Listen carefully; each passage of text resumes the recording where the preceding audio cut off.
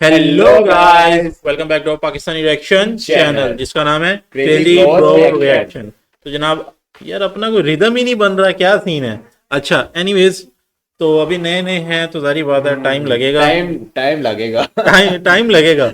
तो अभी हमारी आज की वीडियो बड़ी ना एक जबरदस्त वीडियो है और मोस्ट डिमांडेड वीडियो है। सिटी नहीं, ये 3-4 वीक से ना ये पोस्टपोन चल रही है और ये हमने ना डाउनलोड करके काफी टाइम से रखी हुई थी। जगन्नाथ टेम्पल ओडिशा के ऊपर वीडियो है और हमने ओडिशा का जब रिव्यू लेकर आए थे ना, उससे पहले हमने ये लेकर आना था, लेकिन हमने बोला नहीं, पहले सिटी कवर करेंगे उसके बाद ये वीडियो आएगी। कर्ली टेल्स की वीडियो है? कर्ली टेल्स की नहीं है, बेसिकली हाँ इस वीडियो पे बहुत सारे व्यूज थे और टेम्पल के बारे में ना बहुत सारी मिस्टीरियस चीजें जो सी ना हमने सुनी हुई हैं या वीडियोज में भी डिस्कस हुआ है। तो हमने कोई भी वीडियो देखी नहीं, जस्ट थंबनेल्स की बात कर रहे हैं। तो हमने एक वीडियो निकाली जो सबसे हमें वॉइस में अच्छी लगी, जिसमें एआई कंटेंट काफी कम था।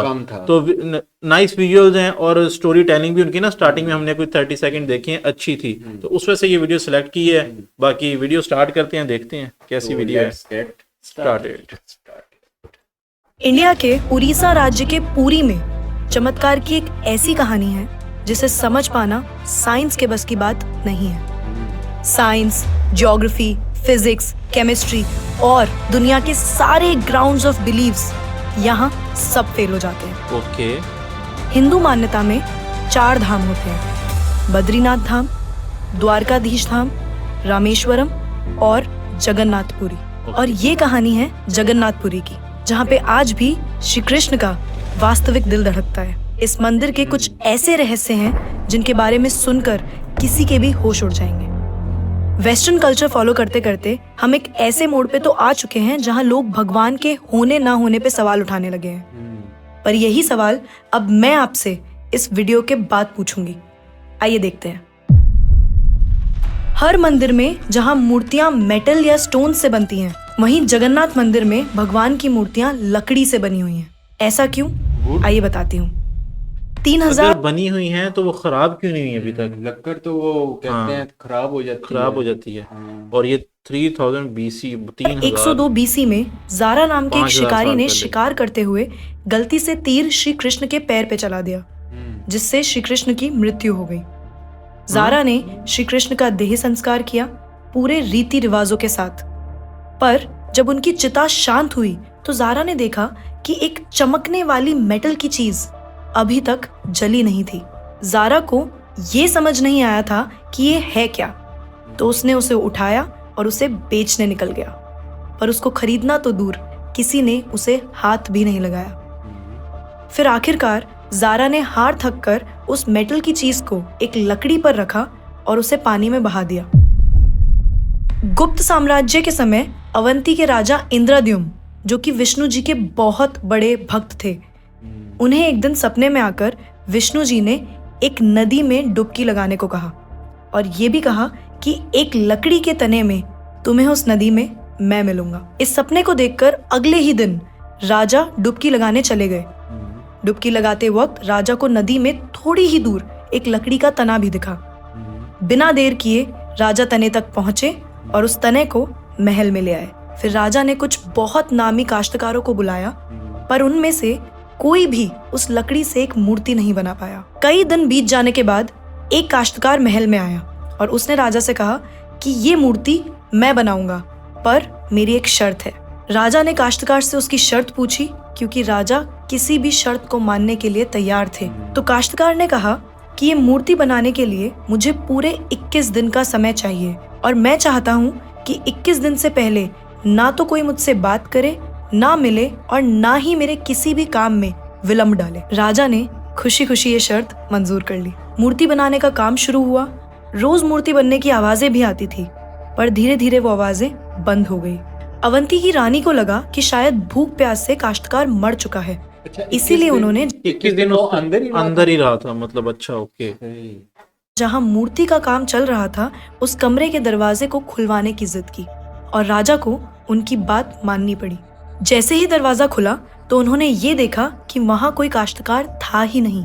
सिर्फ और सिर्फ 3 मूर्तियां थी: भगवान जगन्नाथ, उनके भाई बालभद्र और उनकी बहन सुभद्रा।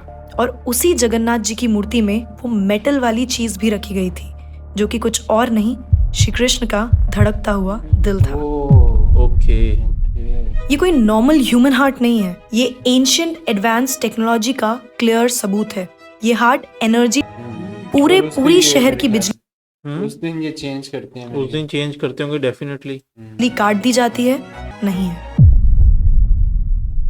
इस मंदिर के ऊपर एक झंडा है जो साइंटिफिक लॉ के बिल्कुल विपरीत चलता है। जैसे कि हमें पता है कि जिस डायरेक्शन में हवा चलती है पतंग भी उसी डायरेक्शन में उड़ती है और झंडा भी उसी डायरेक्शन में उड़ना चाहिए। पर जगन्नाथ मंदिर के इस झंडे की बात बिल्कुल अलग है। ये हमेशा हवा के ऑपोजिट डायरेक्शन में उड़ता है। ऑपोजिट डायरेक्शन में कैसे उड़ सकता है? इसकी बनावट में कोई फर्क है? नहीं, अगर हवा यही वाला जो इस तरफ चल रही वीडियोस है, में दिखा रहे हैं वो इस तरफ कैसे, समझ से बाहर है। क्यों और कैसे आज तक कोई समझ नहीं पाया। इस झंडे के साथ एक और खास बात है कि इसे रोज बदलना पड़ता है।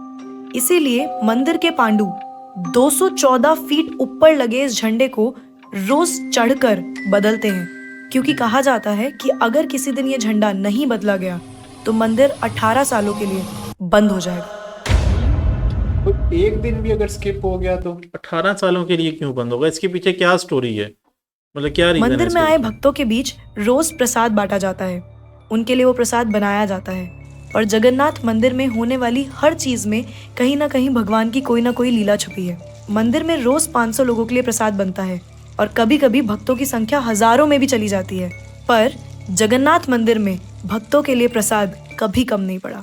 दिन भर मंदिर में प्रसाद बांटा जाता है, पर कहते हैं कि आज तक इस मंदिर में एक भी दाना प्रसाद ना कम पड़ा है और ना ही व्यर्थ गया है। पर ऐसा एस्टिमेशन इंसानों के लिए करना तो बहुत ही मुश्किल है। और ये बात यहीं खत्म नहीं होती। प्रसाद बंटने की मिस्ट्री तो है ही, उससे बड़ी मिस्ट्री है प्रसाद बनाने की। लकड़ी की आग पे 7 मिट्टी के बर्तनों को एक के ऊपर एक रखकर प्रसाद बनाया जाता है। साइंस और लॉजिक्स कहते हैं कि सबसे पहले सबसे नीचे वाले बर्तन का प्रसाद पकना चाहिए, पर पुरी के जगन्नाथ मंदिर में साइंस और लॉजिक्स नहीं चलते। इन 7 बर्तनों में सबसे पहले सबसे ऊपर रखे जाने वाले बर्तन का प्रसाद पकता है, फिर उससे अच्छा, मेरे माइंड में ये था कि सबसे ऊपर वाला तो पकेगा ही नहीं, उधर तो कुछ बनेगा ही नहीं, तो ये ऊपर वाला पक जाएगा, नीचे वाला नहीं पकेगा। हाँ। पहले ये क्या सीन है? वाले बर्तन का, और ऐसे ही सबसे नीचे रखे बर्तन का प्रसाद सबसे आखिरी में पक के तैयार होता है। हाँ, मुझे पता है आपको भी अभी कुछ नहीं समझ आ रहा होगा। इसे आज तक कोई नहीं समझ पाया। ओके यार, ये तो वाकई इस मंदिर की खूबसूरती शब्दों में नहीं है। बताई जा सकती। इतना बड़ा मंदिर इतने सालों पहले बिना किसी टेक्नोलॉजी के कैसे बनाया होगा? पर क्या आपको पता है 214 फीट के इस मंदिर की डोम की परछाई आज तक कभी बनी ही नहीं। Are you shocked? You must be, but it is true.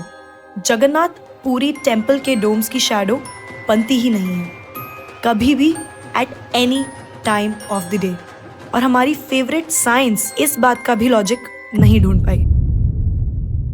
The mystery is not over here.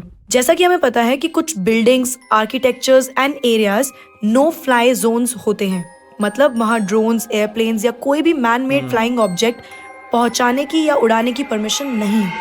पर पक्षियों को तो हम नहीं रोक सकते, उन्हें समझाना तो बहुत मुश्किल है ना। पर अगर हम जगन्नाथ टेम्पल की बात करें तो वहाँ पे ऐसा कुछ है जो शायद पक्षियों को पता है और हमें नहीं, क्योंकि इस मंदिर के ऊपर कोई भी ड्रोन, कोई भी एयरप्लेन या कोई भी पक्षी कभी उड़ता ही नहीं। आपने देखा होगा ना मंदिर के डोम्स पे या बड़ी बड़ी बिल्डिंग्स पे बर्ड्स को बैठे हुए। कभी जगन्नाथपुरी जाएंगे तो देखिएगा that birds don't rest on the roof of Jagannath temple. आप कभी भी किसी भी पक्षी को जगन्नाथ टेम्पल की छत पे या उसके डोम्स पे बैठा हुआ नहीं देखेंगे। पर कंफ्यूज करने वाली बात ये है कि कैसे एक बेजुबान पक्षी ये जानता है कि इस मंदिर के ऊपर से उड़कर नहीं जाना। All of these things sound so exciting, right? अगर आपको ये कहानी जानने में और सुनने में मजा आ रहा है और आप ऐसी ही नई नई चीजें और कहानियां जानना चाहते हो तो नेकेड ट्रुथ को सब्सक्राइब करना मत भूलना। हम आपके लिए बार बार कुछ नया लाते रहेंगे। और गाइस, हमारे भी चैनल को प्लीज सब्सक्राइब कर दें। लेकिन यार ये तो काफी मिस्टीरियस हो रही है। आइए फिर से चलते हैं जगन्नाथ मंदिर की मिस्ट्रीज की तरफ। सुदर्शन चक्र, ये नाम तो आपने सुना ही होगा। सुदर्शन चक्र भगवान विष्णु का अस्त्र है ये अधर्म का विनाश करता है। जगन्नाथ मंदिर के टॉप पे एक सुदर्शन चक्र है और उसे आप जिस भी डायरेक्शन से देखोगे उसकी फेसिंग आप ही की तरफ होगी। भगवान जगन्नाथ, जिनके नाम का मतलब ही जगत के नाथ हैं, इनके मंदिर में लाखों श्रद्धालु अपनी आस्था और प्यार भगवान के लिए लेकर आते हैं। पर इस मंदिर में सिर्फ हिंदुओं को दर्शन करने की अनुमति है। किसी भी और धर्म के इंसान को दर्शन बाहर से ही करवाए जाते हैं और दर्शन करवाकर भेज दिया जाता है। जैसे कि हमारी ex prime minister Indira Gandhi ji, वो भी जगन्नाथपुरी गई थी दर्शन करने, पर क्योंकि वो फारसी हैं और हिंदू नहीं और उन्हें उनका सरनेम फिरोज गांधी से मिला है, इसीलिए इंदिरा गांधी को भी दर्शन करने की अनुमति नहीं दी गई। प्राइम मिनिस्टर तक को नहीं दी गई। बड़ी बात है यार, बहुत बड़ी बात है। सिर्फ यही नहीं, 2005 में थाईलैंड की प्रिंसेस महाचक्री सिंधोन को भी जगन्नाथपुरी टेम्पल में एंट्री नहीं दी गई थी, क्योंकि यहाँ फॉरेनर्स अलाउड नहीं है। उनके लिए अरेंजमेंट्स की गई थी और दर्शन बाहर से ही करवाए गए। 12वीं सदी से बने हुए इस मंदिर को स्विट्जरलैंड की एक महिला ने 1,78,00,000 रुपए का चढ़ावा भी चढ़ाया। ये मंदिर में चढ़ाया गया अभी तक का सबसे बड़ा चढ़ावा है। पर फिर भी क्योंकि वो हिंदू नहीं है, दर्शन उन्हें भी बाहर से ही करने पड़े। यार ये हमारे ही धर्म की इतनी सारी, अगर यार वो मतलब हिंदू नहीं थी तो फिर उसने चढ़ावा क्यों चढ़ाया? उसने चढ़ावा चढ़ाया, इट मींस कि वो हिंदू थी यार, उसको तो कराना चाहिए था। फिर नहीं, वो तो वैसे भी फॉरेनर्स आते हैं। फॉरेनर अंग्रेज कौन सा मुझसे हिंदू नहीं होते होंगे, वो भी तो होते हैं ना। हमने वो उसमें देखा था महाकुंभ वाले में, वो कई वो कीर्तन कर रहे थे और वो गा रहे थे, बातें हैं जिसके बारे में हमें कुछ पता ही नहीं। हम आंखें बंद करके किसी भी कल्चर को, किसी भी ट्रेंड को फॉलो करते जा रहे हैं। हम भूल गए हैं कि हम एक ऐसे धर्म से जुड़े हैं जिसने दुनिया में संस्कृति, सभ्यता, परंपरा और संस्कार को हमेशा जिंदा रखा है। ये सनातन धर्म है और अब हमें धर्म को बचाना है। हर साल पुरी में जगन्नाथ जी की रथ यात्रा भी निकलती है। ये 9 दिन का त्योहार होता है जिसमें भगवान श्री जगन्नाथ, देवी सुभद्रा और भगवान बालभद्र को गर्भगृह से निकालकर रथ पर बिठाकर यात्रा करवाई जाती है। माना जाता है कि ये यात्रा इसलिए निकलती है क्योंकि भगवान इन 9 दिनों में प्रजा के बीच आकर प्रजा के सुख दुख को खुद देखते हैं और इस यात्रा में लाखों करोड़ों भक्तों की भीड़ हर साल इस यात्रा का हिस्सा बनती है। जगन्नाथपुरी मंदिर की मिस्ट्रीज यहाँ खत्म नहीं होती। और भी बहुत सारी कहानियां हैं जो हम नहीं जानते, जैसे कि हर साल भगवान 15 दिन के लिए बीमार पड़ते हैं और भक्तों के लिए मंदिर में दर्शन बंद कर दिए जाते हैं। पर बहुत कम लोग जानते हैं कि ऐसा क्यों होता है। वी होप आपको ये वीडियो देखकर अच्छा लगा होगा। तो अब मैं आपसे पूछना चाहती हूँ, आपको क्या लगता है, भगवान सच में होते हैं? अबे यार, ये तो गॉड एग्जिस्ट करता है, ये कौन सी बात है? ये तो है ही नहीं ना। हाँ, बाकी तरीके डिफरेंट हो सकते हैं, गॉड तो एग्जिस्ट करता है। बाकी आप में से कौन सा बंदा इस टेंपल पे गया हुआ है, ये आपने लाजमी बताना है कमेंट सेक्शन में, क्योंकि जिस तरह 4 धाम थे, चौथा धाम ये है, तो मेरे ख्याल में मोस्टली इंडियंस को तो यहाँ पे जाना चाहिए। और जो ये मिस्ट्रीज हैं, आप में से कौन सा बंदा है जिसको बिलीव करता है या नहीं? बिलीव तो करेंगे। कौन सा ऐसा बंदा है जिसको ना मतलब नहीं पता थी इनमें से एक भी बात, या सबको ही सब पता है? और कौन सी ऐसी बातें जो मिस कर गई है ये यूट्यूबर, वो आपने लाजमी कमेंट सेक्शन में बताना है। और अगर आप ऐसी ही टेंपल्स की मजीद वीडियोस देखना चाहते हैं तो हमारे चैनल को सब्सक्राइब कर लें। सबसे ज्यादा जो लगा ना वो इस टेंपल का ये लगा कि यार बाकी टेंपल्स भी हमने देखे हैं, कवर किए हैं, लेकिन उसमें ये सीन नहीं होता कि किसी को जाने की इजाजत तक ना हो। यहाँ तो पीएम तक को वो कह पीएम तक को नहीं जाने की इजाजत, परिंदे मतलब उसके ऊपर से नहीं गुजरते। हाँ, ये मुझे चीज बिल्कुल ही नहीं समझ आई कि परिंदों वाली ना। बाकी यार शेडो वाली मैं कह सकता हूँ कि आर्किटेक्चर की कोई बात होगी